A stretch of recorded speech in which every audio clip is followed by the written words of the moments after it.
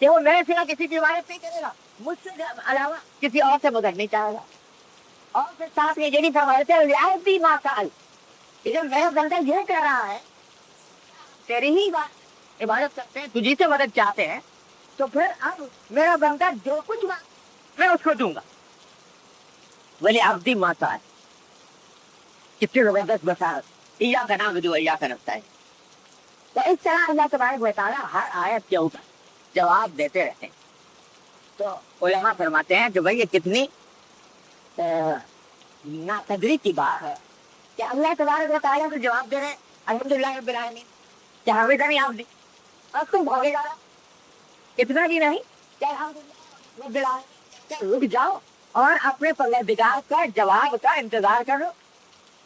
تو ذرا اس طرح سے فاتحہ پڑھ کے دیکھو کہ الحمدللہ رب العالمین کہہ کر تھوڑی دیر وقت کرو اور تصور کرو کہ اللہ تبارک و تعالیٰ جی فرمائے ہمیں دنیا، اور رحمان الرحیم کہہ کر بات کرو، یہ تصور کرو کہ اللہ تبارک و تعالیٰ یوں فرمائے نہ علیہ عبدی، میرے بندے نے میری تعریف.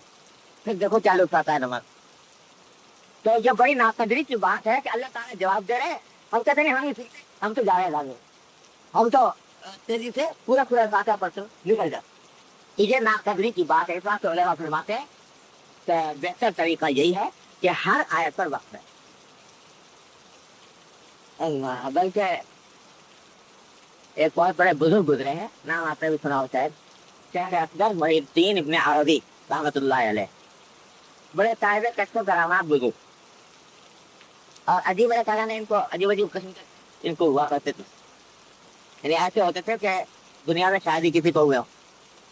یعنی یہاں تک کہ یوں کہتے ہیں کہ یہ جو ازل میں واقعہ پیش آئے تھے نا کہ اللہ تعالیٰ نے ساری روحوں کو جمع کرنا اور ان سے عہد دیا الگ کی ضرورت دیکھو میں تمہارا پروردگار ہوں کہ نہیں. سب نے کہا کہ ہوں.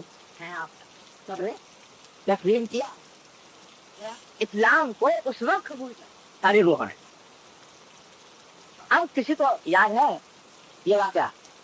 لیکن شیخ محی الدین ابن عربی رحمۃ اللہ فرماتے ہیں کہ مجھے یہ واقعہ اس طرح یاد ہے کہ میں یہ بتا سکتا ہوں کہ میرے سامنے کون کھڑا تھا، پیچھے کون تھا، دائیں کون تھا اور بائیں کون. یہ اللہ تعالیٰ ان کو کر رہا ہے، ان کو نوارے. تو بزرگ ہے تو وہ تو یہ فرماتے ہیں کہ جب میں سورہ فاتحہ پڑھتا ہوں تو سورہ فاتحہ میں پڑھنے کے بعد الحمدللہ رب العالمین جب میں نے پڑھا تو اس وقت تک آگے بڑھتا ہی نہیں جب تک کہ اپنے پروردگار کی آواز نہ سن لوں کہ ہمیں دنیا آواز اللہ سنتا ہوں کیا فرمائے ہمیں دنیا کہ وہ آواز سے بنیاد، لیکن آواز سنتا ہوں کہ میرے پروردگار یوں کہہ رہا ہے. جب تک نہیں سنے تو آگے نہیں بڑھتا. پھر ہمارے رحیم کہتا ہوں تو آگے نہیں بڑھتا جب تک کہ اپنا آ رہی عبدی کی آواز نہ سن. تو بھائی وہ ہم آواز کہاں سنتے، لیکن کم اتنا کر لیں کہ ہر آیت کے اوپر وقت کر لیں. اس لیے ابتداء سنت میں نبی کریم صلی اللہ علیہ وسلم کی سنت کی اتباع ہے، اور ساتھ میں یہ تصور کر کے کہ میرا پروردگار اس جملے کا جواب دے، اللہ تبارک و تعالیٰ جواب دے رہا ہے دنیا. تو انشاءاللہ پھر دیکھو کہ نماز کے اندر کیسا نور داخل ہوگا. اللہ تعالیٰ نے ہم سب کو عطا فرمائے. تو سورہ فاتحہ پڑھنے کا جتن، سورہ فاتحہ پڑھنے کے بعد سورت پڑھ لی. سورت پڑھنے کے بعد اب رکوع کرنا رہا ہے. تو رکوع میں جانے کے لیے جب آدمی جائے تو اس میں بھی جو صحیح طریقہ ہے وہ یہ اس طرح جھک جائے کہ کمر پوری سیدھی ہو جائے. اچھے کھڑا ہے، رکوع کے اندر گیا تو کمر سیدھی ہو گئی، اور یعنی ایسا نہیں جھکاؤ میں کمی ہو بلکہ کمر اوپر کی طرف اٹھی نہ ہو، برابر ہو جائے. اس طرح رکوع کرے. مردوں کے لیے، خواتین کے لیے بہتر یہ ہے کہ تھوڑا سا اٹھی رہے، وہ پوری کمر سیدھی نہ کرے بلکہ اٹھی رہے.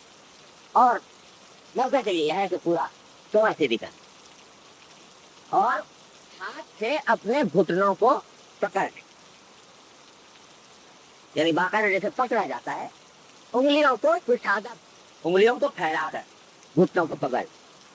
इस हालत में सुबहान रब्बियल अज़ीम कम से कम 3 मरतबा और ज़्यादा से ज़्यादा जितनी मरतबा चाहे बेहतर है 5 कदम में पड़े वो बढ़ा दे।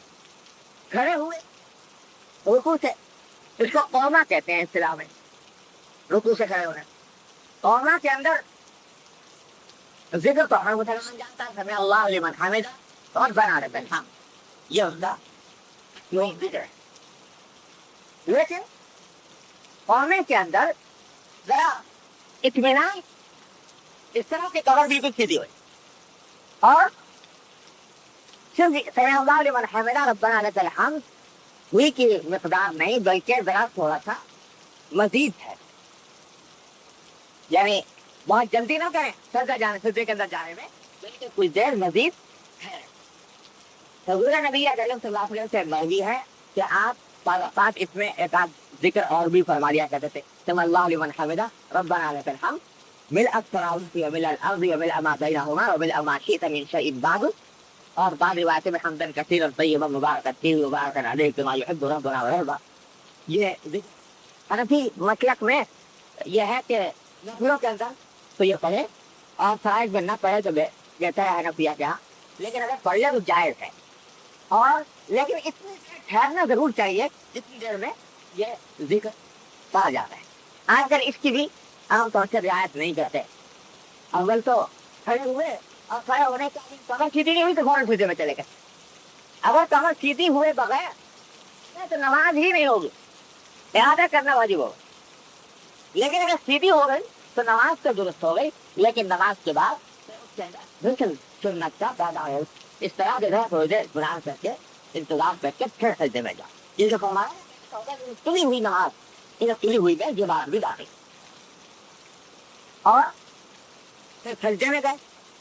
सजदे के अंदर जाने के बाद पेशानी और नाम ये दोनों टिकनी चाहिए, नाम भी टिके पेशानी भी टिके, पाँव की उंगलियां भी टिके और इस तरह टिके जिन्हें मुड़ कर किबले की तरफ हो जाए, इस तरह। और टिकने के बाद हाथों को इस तरह रखा जाए कि ये चेहरा हाथों के दरमियान आ जाए और अंगूठे कानों की लौ से बाहर भी रहे, उनके बराबर सामने रहे और चेहरा उनके दरमियान हो। इस तरीके से सजदे के अंदर जाए और पूर्णिया जमीन से उठी हुई है, जमीन को रत्ती की हुई ना, इस तरह से जाते हैं। और इस सजदे के अंदर सुभान रब्बियल आला 3 से लेकर जितनी मतलब चाहे आदमी कर सकता है वो पढ़े। सजदे से उठे तो वही बात जो अभी